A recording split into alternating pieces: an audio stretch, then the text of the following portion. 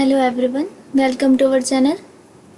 आज हम लोग ज्योग्राफी का चैप्टर 4 स्टार्ट करते हैं। मैप्स नाम है इसका। और अभी तक हम लोग ने मोशंस ऑफ द अर्थ इससे प्रीवियस चैप्टर में पढ़ा था, अर्थ मोशन पढ़ा था हम लोगों ने। अब हम लोग का धीरे धीरे आता है लैंड, माउंटेन्स, इस तरफ जाता है। तो यहाँ से स्टार्ट होता है हमारा, मैप से स्टार्ट होता है चैप्टर 4। ठीक है, तो सबसे पहले हम रिकैप करेंगे हल्का सा जो भी हम लोगों ने प्रीवियस चैप्टर में पढ़ा था। बहुत ज़्यादा पीछे नहीं जाएंगे, लेकिन थोड़ा सा बस, ताकि आप लोग आगे रिलेट कर सकें। जैसे हमने ये पढ़ा था कि ग्लोब एक मिनिएचर फॉर्म होती है हमारी अर्थ का। तो ये हमारी एक अर्थ है। उसमें हम लोगों ने क्या क्या पढ़ा था, लैटिट्यूड्स पढ़े थे, लॉन्गिट्यूड्स पढ़े थे, कुछ स्पेशल कुछ स्पेसिफिक लैटिट्यूड्स पढ़े थे, 23.5 नॉर्थ और साउथ, ऐसे ही 66.5 नॉर्थ एंड साउथ। और फिर इधर 90 डिग्री पे नॉर्थ पोल मिल रहा था नदर्न हेमिस्फीयर में, और इधर सदर्न हेमिस्फीयर में क्या मिल रहा था, साउथ पोल मिल रहा था 90 डिग्री पे जाने पे। और ये जो 0 डिग्री लाइन थी, इसको हम लोगों ने कहा था इक्वेटर। ये तो हो गए हमारे लैटिट्यूड्स। ये एंड हाफ डिग्री नॉर्थ पे हमें ट्रॉपिक ऑफ कैंसर मिलती है, और साउथ में जाएंगे तो ट्रॉपिक ऑफ कैप्रिकॉर्न मिलती है। ऐसे ही 66.5 डिग्री नॉर्थ पे हम जाएंगे तो आर्कटिक सर्कल मिलता है, और सदर्न हेमिस्फीयर में जाएंगे इतने ही डिग्री पे तो सेम क्या मिलेगा, अंटार्कटिक सर्कल। ये और 90 डिग्री नॉर्थ पोल और साउथ पोल। उसके बाद हीट जोन हम लोग ने पढ़े थे कि हीट जोन हमें मिलते हैं। तो उन हीट जोन का कुछ नाम था, जिनमें से 23.5 डिग्री नॉर्थ साउथ के बीच में इक्वेटर को लेकर एक जोन मिलता है जो टॉररेट जोन मिलता है। यहाँ पर क्या होती है, मैक्सिमम हीट होती है।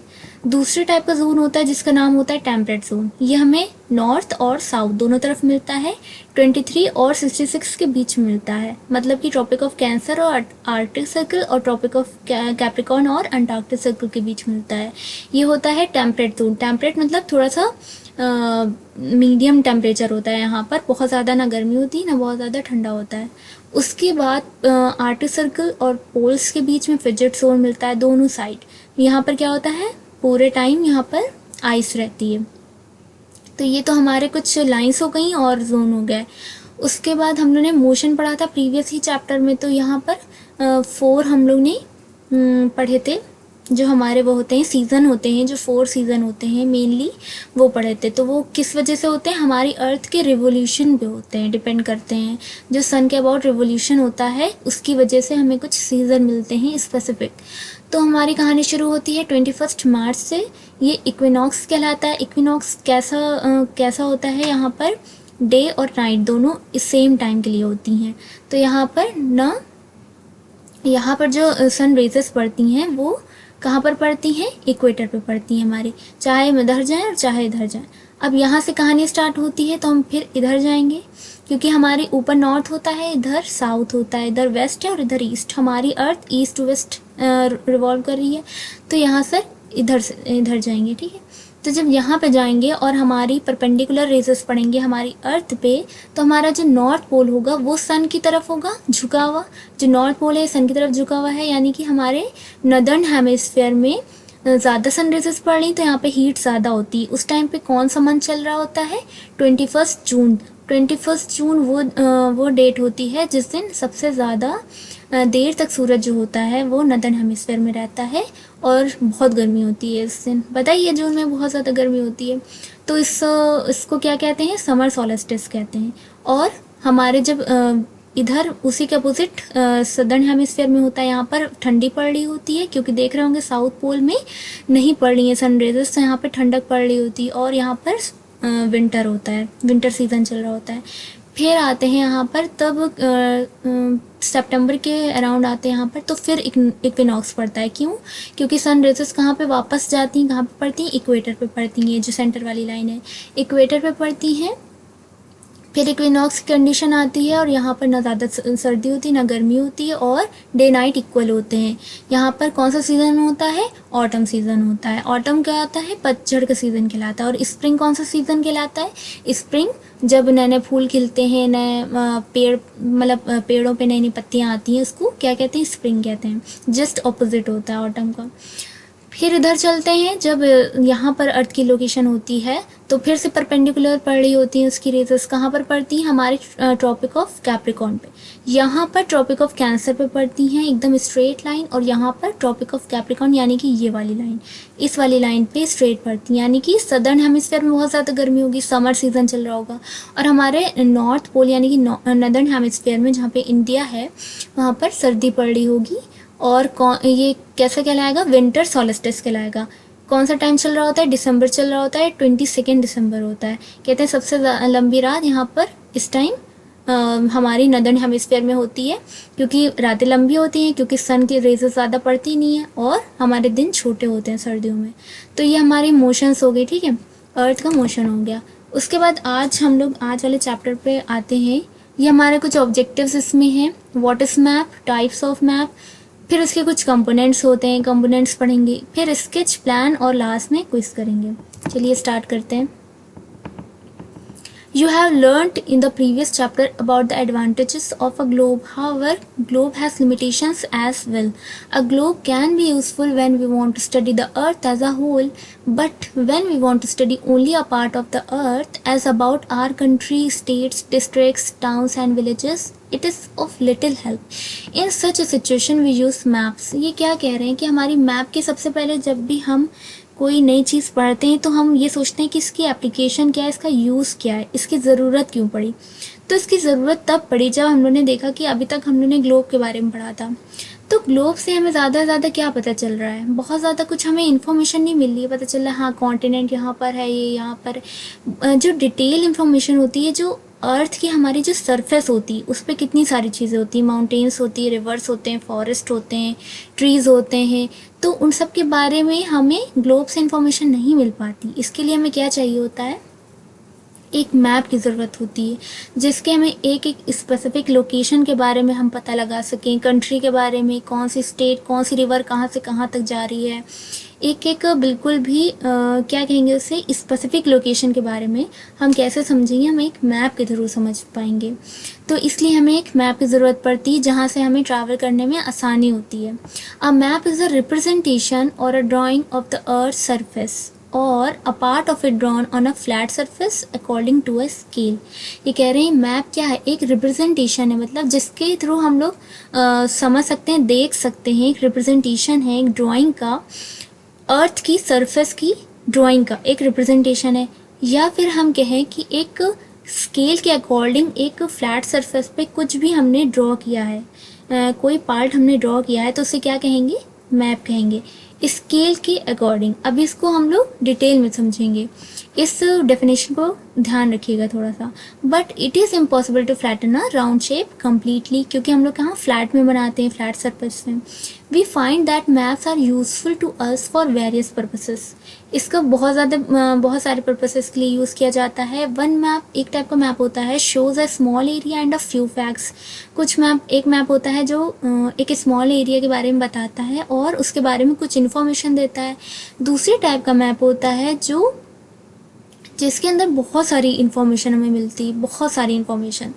मतलब कि जैसे मान लिए कि वहाँ पे हमें रिवर्स के बारे में पता चल रहा है, ट्रीज़ के बारे में पता चल रहा है। और एक मैप है जो सिर्फ मान लिए पॉलिटिकल मैप है, मतलब कि सिटीज़ के बारे में पता चल रहा है, टाउन्स के बारे में वहाँ पे पता चल रहा है।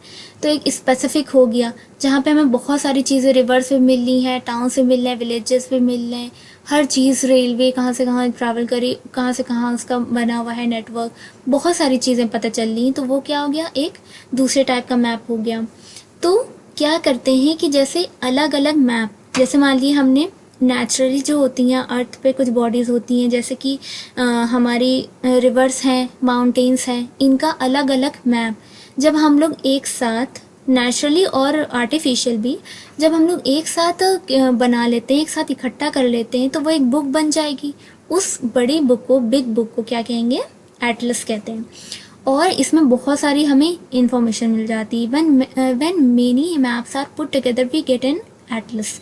Atlases are of various sizes, ये बहुत सारे साइज़ के होते हैं। Measurements drawn on different scale, और इनके स्केल भी जो मेजरमेंट करके जो हम लोग स्केल, डिफरेंट स्केल चूज़ करते हैं वो भी अलग अलग होते हैं। Maps provide more information than a globe. इससे हमें ये पता चल गया है कि मैप जो होते हैं वो ज़्यादा इन्फॉर्मेशन हमें देते हैं किसके कंपैरिजन में, ग्लोब के कंपैरिजन में। They are of different types. अब ये कितने टाइप्स के होते हैं ये समझते हैं। अभी तो हम लोगों ने पढ़ लिया कि मैप्स क्या है, अब ये कितने टाइप के होते हैं। तो कुछ यहाँ पर बताए गए हैं, 3 बताए गए हैं यहाँ पर main: physical map, political map और थीमेटिक मैप्स।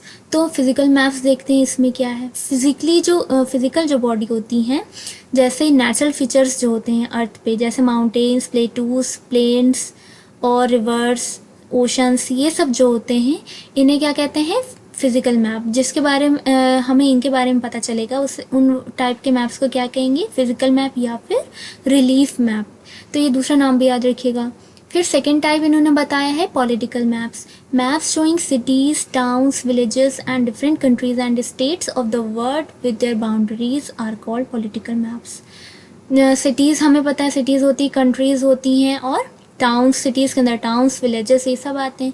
और जो स्टेट्स होती हैं वो उनकी अलग अलग अपनी अपनी बाउंड्रीज होती हैं ना, तो पूरी बाउंड्रीज समेत अलग अलग चीज़ें जो होती हैं ये जिसमें शो करती है, उस टाइप के मैप को क्या कहेंगे, पॉलिटिकल मैप कहेंगे। कि दिल्ली यहाँ है, मुंबई यहाँ है, इसकी बाउंड्री इतनी है, इतनी लार्ज एरिया तक गई है, राजस्थान की बाउंड्री ऐसी है। तो इस तरह के जो हमें मैप देखने को मिलते हैं वो उनको क्या कहते हैं, पॉलिटिकल मैप। फिर थर्ड टाइप के इन्होंने बताया थीमेटिक मैप्स। ये क्या होते हैं, ये कुछ स्पेसिफिक इंफॉर्मेशन देते हैं, उसी पे फोकस करते हैं, जैसे such as road maps, rainfall maps, maps showing distribution of forest, industries. इन मैप्स को क्या कहेंगे, थीमेटिक मैप्स। जैसे हम लोग देखते हैं ना कि रोड जो जैसे हाईवेज बने हैं तो वो यहाँ से यहाँ तक हैं, उनका पूरा हाईवेज का NH1, NH2 जितने भी हाईवेज हैं तो उनका पूरा नेटवर्क कहाँ पर, इंडिया में या फिर वर्ल्ड में, पूरे में। जैसे हम लोग पहले तो इंडिया लेवल पे पढ़ते हैं, फिर हम लोग वर्ल्ड लेवल पे देखते हैं चीज़ों को। तो ये टाइप के जो मैप्स होते हैं ये थीमेटिक मैप्स कहलाते हैं। Suitable titles are given on the basis of information provided in these maps. There are 3 components of maps. अब बात आती है थर्ड हमारी हेडिंग थी कंपोनेंट्स, मैप के कंपोनेंट्स की, कंपोनेंट्स ऑफ मैप्स। तो वो कौन कौन से होते हैं, वो 3 होते हैं, मेनली 3 होते हैं। उसके बाद हम लोग प्लान पढ़ेंगे, प्लान और स्केच वो अलग होता है, थोड़ा सा डिफरेंट होता है। तो हम लोग देखेंगे कि डिस्टेंस, डायरेक्शन एंड सिंबल ये क्या है, कंपोनेंट्स हैं, इनको डिटेल करेंगे अभी। तो डिस्टेंस हम लोग स्टार्ट करते हैं। Maps are drawings which reduce the entire world or a part of it to fit on a sheet of paper, or we can say maps are drawn to reduced scales, but this reduction is done very carefully so that the distance between the places is real. It can only be possible when a small distance on paper represents a large distance on the ground. Therefore, a scale is chosen for this purpose. देखिए इसको हम अपनी language में समझाने की कोशिश करते हैं। देखिए वैसे तो जब आप लोग मैप बनाएंगे, ड्रॉ करेंगे, तब आप लोग ये चीज़ को अच्छे से समझ पाएंगे, प्रैक्टिकली समझ पाएंगे। अभी हम सिर्फ बता सकते हैं इसे। जैसे मान लीजिए यहाँ पर देखते हैं, इस फिगर में देखते हैं, जैसे मान लीजिए ये कम्युनिटी सेंटर है एक, ठीक, और ये एक शॉप है, यहाँ पर प्लेग्राउंड है। रियल में जैसे मान लीजिए रियल में बना हुआ है, कहीं पर किसी रोड पे बना हुआ है, ऐसे कम्युनिटी सेंटर, यहाँ पे एक शॉप है, इतनी दूर पे यहाँ पे एक प्लेग्राउंड है। मान लीजिए इसकी डिस्टेंस 10 किलोमीटर है, ठीक है, 10 किलोमीटर, और इसकी कम्युनिटी सेंटर और शॉप के बीच की डिस्टेंस कितनी है, 5 किलोमीटर है। अब ये बताइए इसका मैप कैसे बनाएंगे। जैसे मान लीजिए ये हमारा, यहाँ पर हमें एक मैप बनाना है, ठीक है, ये हमने एरिया अपना देख लिया कि हमें इतने से एरिया में हमें 10 किलोमीटर, 5 किलोमीटर की डिस्टेंस पे इन तीनों चीज़ों को बताना है। तो हम कैसे करेंगे, स्केल लेंगे। स्केल में क्या होता है, एक तरफ इंच होता है, एक तरफ सेंटीमीटर होता है, तो हम लोग सेंटीमीटर यूज़ करते हैं क्योंकि यहाँ पे हमें पास से पास चीज़ों को बनाना है, छोटी से छोटी चीज़ों को, तो हम लोग सेंटीमीटर में देखेंगे।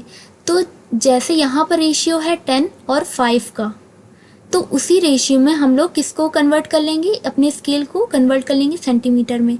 तो हम क्या करेंगे, यहाँ पे एक छोटा सा सिंबल बनाएंगे, अभी सिंबल को भी पढ़ेंगे। एक छोटा सा सिंबल बनाएंगे, उससे हमें ये पता चलेगा कि ये कम्युनिटी सेंटर है। उससे 10 किलोमीटर ना लेकर 10 सेंटीमीटर की डिस्टेंस पे एक डॉट बना देंगे। यहाँ पर एक ऐसे, जैसे मान ली हॉरिजॉन्टली है, तो यहाँ पर एक इससे 10 सेंटीमीटर की डिस्टेंस पे एक डॉट बना देंगे। यहाँ पर कुछ ग्रीन कलर हमने कर दिया, जिससे हमें पता चला है कि ये प्लेग्राउंड है। और इससे यहाँ पर नीचे वर्टिकली आएंगे और यहाँ पर एक हम क्या करेंगे, एक छोटी सी स्क्वायर बना लेंगे जिससे हमें पता चलेगा कि ये शॉप है। ये कितनी डिस्टेंस रहेगी, 5 सेंटीमीटर। 10 सेंटीमीटर ये डिस्टेंस प्लेग्राउंड की और 5 सेंटीमीटर शॉप्स की रहेगी। जबकि रियल में क्या डिस्टेंस थी, 10 किलोमीटर थी और 5 किलोमीटर थी। तो ये चीज़ जो होती है कि मतलब हम लोग अपनी डिस्टेंस को जब हम लोग अपने मैप पे बनाएंगे, मैप पे शो करेंगे, तो उसको रिड्यूस करेंगे, अपने स्केल को रिड्यूस करेंगे। किलोमीटर से कहाँ जाएंगे, सेंटीमीटर में जाएंगे। अगर मान लीजिए और छोटा हमें बनाना है तो हम में जाएंगे, मिलीमीटर में जाएंगे। इस तरह से हम लोग क्या करते हैं, अपने बड़े से बड़े एरिया को हम लोग एक छोटे से मैप में शो कर पाते हैं। क्योंकि रेशियो रहना बहुत ज़रूरी, तभी तो हम लोग सही डिस्टेंस पे हम लोग जा पाएंगे रियल में। तो ये यहाँ पर डिस्टेंस के बारे में, ये क्या हो गया, एक मैप का एक कंपोनेंट हो गया, इम्पॉर्टेंट कंपोनेंट हो गया। अब पढ़ते हैं कि स्केल देखिए कैसे होता है, मैप का जो स्केल होता है वो कैसे लेते हैं। अभी तो हमने इसको समझा दिया, यही कहानी इन्होंने समझाई है इसमें, कैलकुलेट करना। अब हम लोग देखते हैं कि दो टाइप के स्केल हम लोग यूज़ करते हैं, एक लार्ज स्केल मैप, एक स्मॉल स्केल मैप। अब इसको पढ़ते हैं। When large areas like continents or countries are to be shown on a paper, then we use a small scale। बहुत ही ध्यान से सुनिएगा क्योंकि इसमें थोड़ा सा ट्रिकी है ये। When large areas like continents or countries are to be shown on a paper, then we use a small scale। For example, 5 centimeter on the map shows 500 kilometer of the ground, it is called a small scale map। देखिए हमारा जो world map होता है वो ऐसे यहाँ पर ऐसे है, मान लिए है ना। तो हमारे कॉन्टिनेंट्स यहाँ पर एशिया आ गया, यहाँ पर अमेरिका है, यहाँ पर साउथ अमेरिका है, यहाँ पे अफ्रीका है और यहाँ पे ऑस्ट्रेलिया है, यहाँ पे पूरा एशिया है। तो ये जो बड़ी बड़ी चीज़ें हैं हमारे वर्ल्ड मैप पे, कॉन्टिनेंट हो गए, और कंट्रीज़ भी बहुत सारी, इंडिया है, अफ्रीका, बहुत सारी कंट्रीज़ हैं। तो उनको जो बड़ी चीज़ें होती हैं, जो बड़े एरियाज़ होते हैं, उनको जब हम एक पेपर पे दिखाते हैं तो हम लोग कैसा स्केल यूज़ करते हैं, स्मॉल स्केल यूज़ करते हैं। क्योंकि उसके लिए क्या होता है कि हम लोग बड़ा स्केल यूज़ करेंगे तो हम लोग मैप के बाहर चले जाएंगे, तो इसलिए हम लोग क्या करेंगे, स्मॉल स्केल यूज़ करेंगे।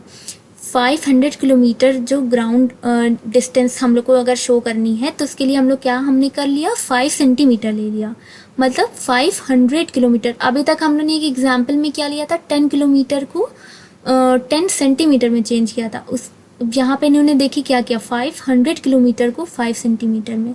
तो यानी कि ज़्यादा एरिया को जब हम लोग कम में करेंगे तो उसे क्या कहेंगे, स्मॉल स्केल मैप। बहुत ज़्यादा एरिया को कम में करेंगे तो क्या कहेंगे, स्मॉल स्केल मैप। ध्यान रखिएगा इस सेंटेंस को।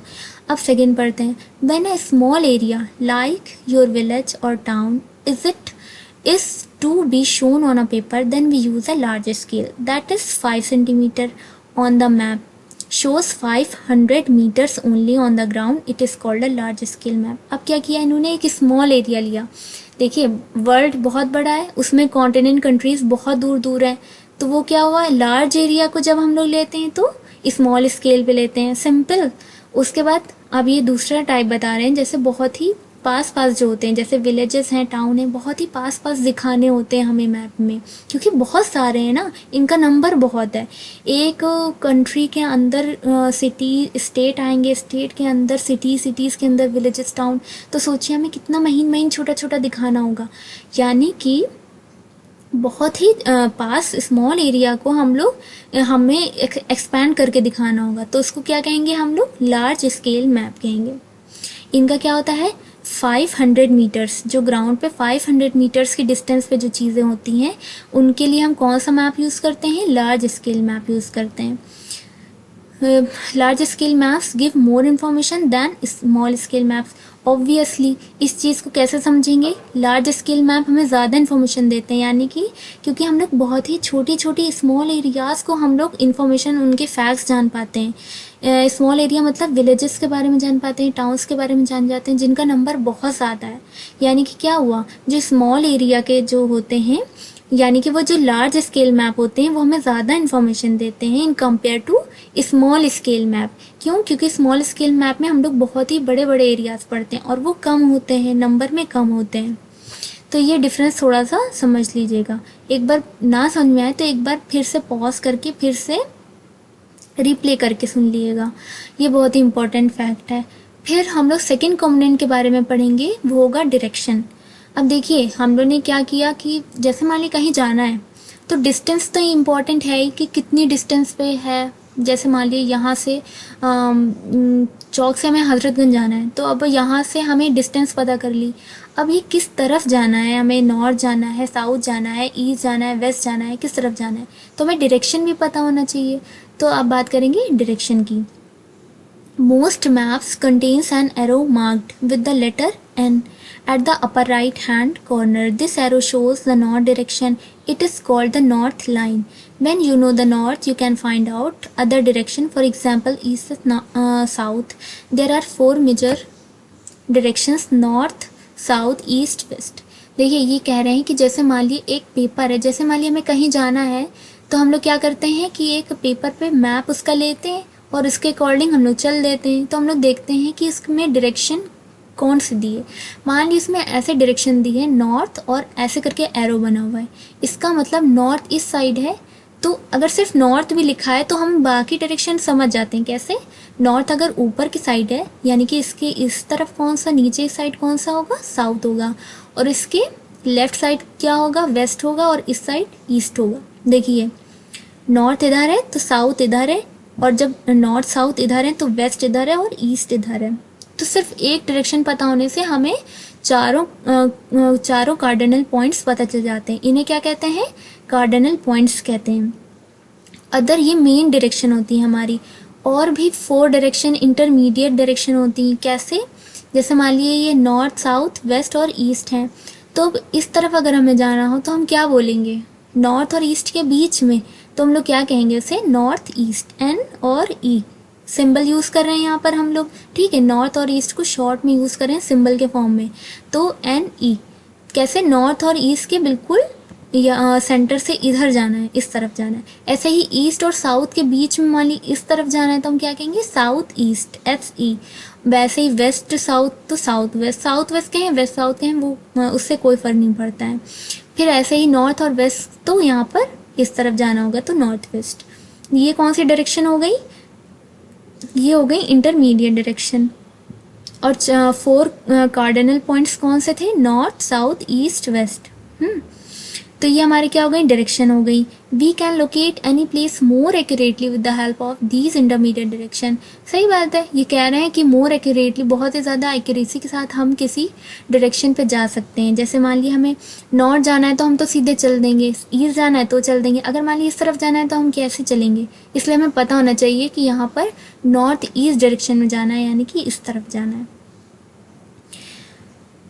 यहाँ पर अच्छा, इस 4.1 फिगर के बारे में उन्होंने यहाँ पर थोड़ा सा बताया है। देखिए यहाँ पे the direction of a community center, इसकी डायरेक्शन बताई है। The playground from Vikas house, Vikas का हाउस ये है, इससे प्लेग्राउंड किस डायरेक्शन में है। और तीसरा इन्होंने क्या बताया है? The direction of school from shops, school from shops. ठीक है, तो हम लोग ऐसे ही देख लेते हैं। जैसे मान ली नॉर्थ इधर है, ठीक है, नॉर्थ इस साइड है, तो हम लोग क्या कहेंगे? विकास के हाउस से कम्युनिटी सेंटर किस डायरेक्शन में है? नॉर्थ साइड है। ये विकास का हाउस है, इससे कम्युनिटी सेंटर किस डायरेक्शन में है? नॉर्थ डायरेक्शन में है। ये हमारी पता चल रही है। अब विकास के हाउस से शॉप किस डायरेक्शन में है? तो ये किस डायरेक्शन में है? हमारी वेस्ट है। और चूंकि ये इस तरफ है ना, यहाँ पर थोड़ा पड़ रही है, इसके देखिए इसके कॉर्नर पे इधर पड़ रही है, तो ये कौन सी डायरेक्शन हो गई? North west. ये देखिए यहाँ सेंटर से चलते हैं तो ये नॉर्थ वेस्ट। अब विकास के हाउस से स्कूल किस तरफ है? तो देखिए स्कूल इस तरफ है, नॉर्थ और ईस्ट, नॉर्थ और ईस्ट। प्लेग्राउंड किस तरफ है? प्लेग्राउंड भी नॉर्थ ईस्ट साइड है। और शीला के ये हाउस किस तरफ है? ये ईस्ट डायरेक्शन में, इस तरफ ईस्ट डायरेक्शन है। तो इस तरह से ये डायरेक्शन इन्होंने यहाँ पे समझाने की कोशिश की है। We can find out the direction of a place with the help of a compass. अब एक डिवाइस होती है या इक्विपमेंट कह सकते हैं, एक इंस्ट्रूमेंट कह सकते हैं, जिसकी हेल्प से हम लोग डायरेक्शन निकालते हैं। जैसे मान लिया अब ऐसा तो नहीं पता है ना कहीं भी खड़े अब नॉर्थ किधर है साउथ किधर है, तो उसके लिए एक इंस्ट्रूमेंट आता है जिसे हम लोग कंपास कहते हैं। इसमें एक निडल होती है, मैग्नेटिक निडल होती है, जो हमेशा नॉर्थ साउथ डायरेक्शन में रहती है। ये देखिए ये कंपास है हमारा, ये नॉर्थ है, ये साउथ है, इसमें डायरेक्शन में। तो हमें जैसे मान लिया हम लोग लेकर ये सर्कुलर ये इक्विपमेंट को हम लोग खड़े हैं, तो हमें समझ में आ जाएगा कि नॉर्थ किधर है, उस तरफ समझ में आ जाएगा। जब नॉर्थ समझ में आ गया तो बाकी डायरेक्शन भी हम लोग को समझ में आ जाएंगे, ठीक है। तो हमारा हो गया distance, second direction, third symbol. अब हमें क्या करना होता है, जैसे कोई भी चीज़ हमें पता लगानी है, ये कहाँ पर क्या एरिया है, यहाँ पर क्या क्या पड़ रहा है रास्ते में, तो उसके लिए क्या ज़रूरत होती है, हमें सिंबल ज़रूरी होता है। अब इतने बड़े मैप, इतने छोटे से मैप में हमें ये तो नहीं पता चल पाएगा ना कि यहाँ पे कौन सी रिवर निकल रही है, क्या निकल रही है। तो इतने छोटे से मैप में हम लोग कैसे बताएंगे, तो उसके लिए हम लोग सिंबल का यूज़ करते हैं, मैप में सिंबल का यूज़ करते हैं, ताकि हम लोग छोटे से एरिए में सारी चीज़ें दिखा सकें। It is the third important component of a map. It is not possible to draw on a map the actual shape and size of different features such as buildings, roads, bridges, trees, railways, railway lines और well. अब जितना बड़ा मान लिए railway line है, तो हम पूरे में कैसे बना सकते हैं रेलवे लाइन, है ना, मैप में नहीं बना सकते। तो उसको हमें शॉर्ट में सिंबल के थ्रू बताना होगा, एक आइडिया एक लेना होगा कि यहाँ पर ये रेल का सिंबल है और इसका मतलब यहाँ पर रेलवे लाइन पड़ेगी, इस डायरेक्शन में पड़ेगी, यहाँ पर इस तरफ रोड, इसके नीचे एक और रोड गई है। तो इस तरह हम लोग बनाएंगे सिंबल के थ्रू, हम लोग समझ सकते हैं कि यहाँ पर। और ये सिंबल कोई ऐसे कोई भी कुछ भी नहीं बना, जैसे प्लस बना दिया, मल्टीप्लिकेशन का साइन बना दिया, कुछ भी नहीं बना सकते हैं। ये जो सिंबल्स होते हैं ये बाकायदा एक एग्रीमेंट के थ्रू, इंटरनेशनल एग्रीमेंट के थ्रू ये बताए गए हैं कि ये सिंबल यहाँ पर यूज़ करना है।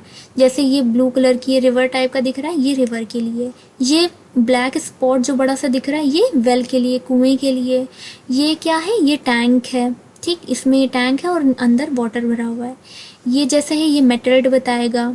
ये जैसे है ये इंटरनेशनल, जैसे हम लोग बताया था ना बाउंड्रीज होती हैं, तो ये जो मोटी लाइन और एकदम थिक लाइन होती है बीच में स्पॉट, इस तरह से जो ऑल्टरनेट चली है, ये जहाँ पर बनी होगी समझ लिए कि यहाँ पर इंटरनेशनल बॉर्डर है, बाउंड्री है। और यहाँ पर जैसे थिन है, बहुत ज़्यादा पतली है, थोड़ी सी पतला स्केच यूज़ किया है और बीच में डॉट है। इस तरह से जब अगर हमें कहीं पे दिख रहा है तो वहाँ पर क्या है, एक स्टेट की, यानी कि क्या हो गया, यूपी हो गया, एमपी हो गया, ये हमारी स्टेट है, इन स्टेट की बाउंड्री दिखाई गई है।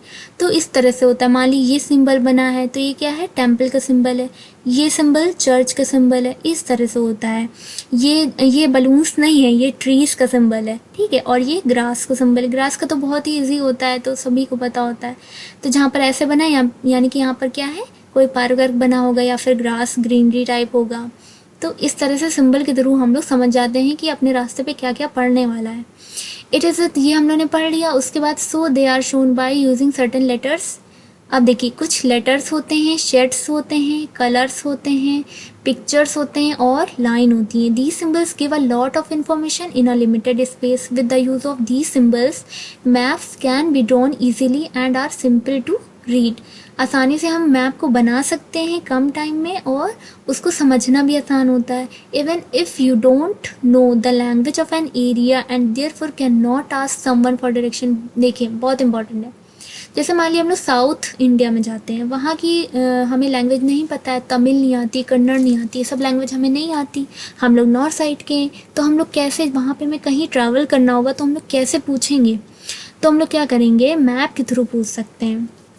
मैप के थ्रू किसी से पूछ सकते हैं कि ये वाला एरिया किस तरफ है ना, उस दिखा कर पूछ सकते हैं उन सिंबल को। तो जो दूसरा सामने वाला इंसान होगा वो भी समझेगा कि हाँ ये सिंबल पूछ रहा है, यानी कि इनको इस मंदिर जाना है, ये वाले टेम्पल जाना है, अगर हमने पूछ लिया, ठीक है। तो इस तरह हम लोग लैंग्वेज भी मान ली प्रॉब्लम होती है किसी और एरिया में, तो हम लोग इन सिम्बल्स के थ्रू अपनी डेस्टिनेशन पर पहुँच सकते हैं। Maps have a universal language. ये यूनिवर्सल लैंग्वेज होती है that can be understood by all, इसको हर कोई समझता है। There is an international agreement regarding the use of these symbols. These are called conventional symbol. इन्हें क्या कहते हैं, कन्वेंशनल सिम्बल भी कहते हैं। Various colours are use for the same purpose. For example generally blue is use for showing water bodies. अभी हम लोग ने देखा ब्लू कलर, ये लाइट ब्लू जो है कलर, ये किसके लिए मेनली यूज होता है, वाटर बॉडीज के लिए होता है। ब्राउन कलर करेंगे, इसका मतलब वहाँ पे क्या है, माउंटेन है। येलो कलर करेंगे, वहाँ पे प्लेटू है। और ग्रीन यूज करेंगे ग्रीनरी और प्लेन्स के लिए। अब देखिए, अभी तक हम लोगों ने कंपोनेंट्स पढ़ लिए, अब आती है बात स्केच और प्लान की। स्केच क्या होता है? मैप तो पढ़ लिया और सब कैसे बनाते हैं ये सब भी पढ़ लिया। अब स्केच क्या होता है? स्केच वो होता है जिसको हम लोग विदाउट स्केल अपनी मेमोरी के बेसिस पे बनाते हैं। जैसे मान लिया आप लोग नॉर्मली जो कुछ भी, जैसे पेन पेपर ले लिया और ड्राइंग बना रहे हैं, कुछ भी सोच कर, कुछ भी सोच कर झरना बना दिया, एक लेक बना दी, रिवर बना दिया, एक हट बना दी प्यारी सी। जो भी सोच के आप लोग विदाउट स्केल अपने पेन से किसी पेपर पे कुछ भी बनाते हैं, उसे क्या कहेंगे? स्केच कहेंगे। Sketch is a drawing mainly based on memory and spot observation and not to scale. Sometimes a rough drawing is required of an area to tell where a particular place is located with respect to other places. Suppose you want to go to your friends. जैसे इन्होंने बताया है, सही बात है, बहुत अच्छे example लिया है। जैसे मान लिया हम लोग कहते हैं कि वहाँ पर हमें जाना है, अपने किसी दोस्त के यहाँ हमें किसी को भी भेजना है, तो हम कैसे बताएंगे उसका घर कहाँ पर है? तो हम लोग क्या करेंगे, एक पेन पेपर लेंगे और अपने डोर, जो अपना हमारा घर है उसके डोर से लेकर हम लोग पूरा रास्ता बनाएंगे कि इस तरफ एरो बना बना के हम लोग कैसे बताते हैं कि इस तरफ जाना, लेफ़्ट जाना, राइट जाना, फिर इस तरफ जाना। तो वो जो एक रफली एक स्केच बनाते हैं, रफली ड्राइंग जो करते हैं, उसे ही स्केच कहते हैं। तो इस तरह से कहाँ पहुँच जाते हैं हम लोग? फ्रेंड के हाउस पे पहुँच जाते हैं। Such a rough drawing is drawn without scale and is called a sketch map. तो समझ में आ गया स्केच क्या होता है। अब नेक्स्ट एक बहुत ही इम्पॉर्टेंट एक आता है प्लान, जिसे कहते हैं। A plan is a drawing of a small area on a large scale. A large scale map gives lot of information. देखिए, इसे समझिएगा। But there are certain things which we may sometimes want to know, for example the length and breadth of a room। ये तो बात की बात है, पहले से फिर से समझते हैं। A plan is a drawing of a small area on a large scale। देखिए, प्लान क्या होता है? प्लान जस्ट मैप को समझ लिए ऑपोजिट होता है एक तरीके से। ऑपोजिट नहीं कहेंगे, बल्कि एक उसका टाइप समझ लिए कहेंगे। एक बड़े लार्ज स्केल पे अगर हमें एक छोटे से एरिया का ड्राइंग बनानी है तो उसे क्या कहेंगे? प्लान कहेंगे। जैसे मान लीजिए कोई, जैसे घर बनते हैं, बहुत सारी बिल्डिंग बनती हैं, तो उनका मैप देखा होगा, उनका मैप किस तरह से होता है। तो उस मैप पे बड़े से एरिया को हम लोग, एक छोटे से एरिया को हम लोग एक बड़े स्केल पे बनाते हैं कि यहाँ पर किचन होगा, यहाँ पर हमारा ड्राइंग रूम होगा, यहाँ पे डाइनिंग हॉल होगा। इस तरह से हम लोग एक एक एरिया को बड़ा बनाकर दिखाते हैं, यानी कि एक लार्ज स्केल पे बनाते हैं छोटे से किसको? एक घर को। अब पूरे वर्ल्ड में आप ऐसे देखिए तो हमारा घर कितना छोटा सा होगा। हमारे लोकेशन पे देखिए, जीपीएस उससे देखिए तो हमारा हाउस कितना छोटा सा होगा। लेकिन एक स्मॉल एरिया को हम लोग एक बड़े लेवल पे, एक बड़े स्केल पे बनाते हैं, लार्ज स्केल बनाते हैं, उससे क्या कहते हैं? प्लान कहते हैं। तो ये हमारे बहुत सारी इन्फॉर्मेशन देता है। लेकिन यहाँ पर क्या होता है कि हमें देखिए, लार्ज स्केल मैप जो होता है, लार्ज स्केल मैप, ये बहुत सारी इन्फॉर्मेशन तो देता है, यानी कि जो टाउन बताता है, सिटीज़ बताता है। लेकिन यहाँ पर क्या होता है कि हमें लेंथ और ब्रेथ के बारे में नहीं पता चलता है। जैसे ये है, मान लिए, तो हमें ये नहीं पता है कि स्कूल इसकी ये लेंथ, मान ली ये लेंथ है और ये ब्रेथ है, ये कितनी, हमें ये नहीं पता चल पाता है। तो इसके लिए हमें प्लान की ज़रूरत होती है कि ये इतने यहाँ पर इतने किलोमीटर इसकी लेंथ रहेगी, इतने किलोमीटर इसकी ब्रेथ रहेगी, इस तरह से हम बनाते हैं। तो लेंथ और ब्रेथ जो होते हैं किसी रूम का, वो हमें नहीं पता चल पाता है। इसके लिए मैप यहाँ पर फेल हो जाता है। तो हमें किसकी ज़रूरत पड़ती है? प्लान की ज़रूरत पड़ती है। At that time we can refer drawings drawn to scale called a plan.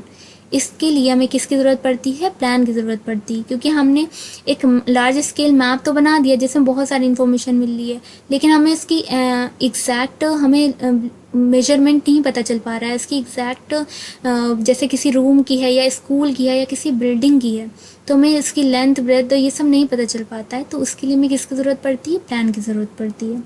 चलिए, यहाँ पर हमारा चैप्टर फिनिश हो जाता है। तो अब हम एक्सरसाइज कर लेते हैं, क्विज कर लेते हैं। What are 3 components of a map, हम लोगों ने पढ़े थे। कौन कौन से कंपोनेंट्स होते हैं? डिस्टेंस और डायरेक्शन, और थर्ड कौन सा कंपोनेंट था हमारा? ठीक है, इन तीनों के बिना एक मैप नहीं बन सकता है। ये हमारे 3 मेन कंपोनेंट्स होते हैं। What are the 4 cardinal direction, हम लोगों ने पढ़ा था, नॉर्थ, साउथ, वेस्ट और east. The scale of a map बहुत अच्छे से समझा था, 2 टाइप के होते हैं, लार्ज स्केल और small scale map, how map more useful than a globe. अभी अच्छे से समझ लिया कि ग्लोब में क्या होता है कि एक हम लोग बहुत ही ओवरव्यू एक समझ पाते हैं अपनी अर्थ का, लेकिन अगर अर्थ की सरफेस पे बात करें, उसके प्लेन, माउंटेन, इन सब लेवल की बात करें, इसकी स्टडी करने के लिए हमें किसकी ज़रूरत पड़ती है? मैप्स की ज़रूरत पड़ती है।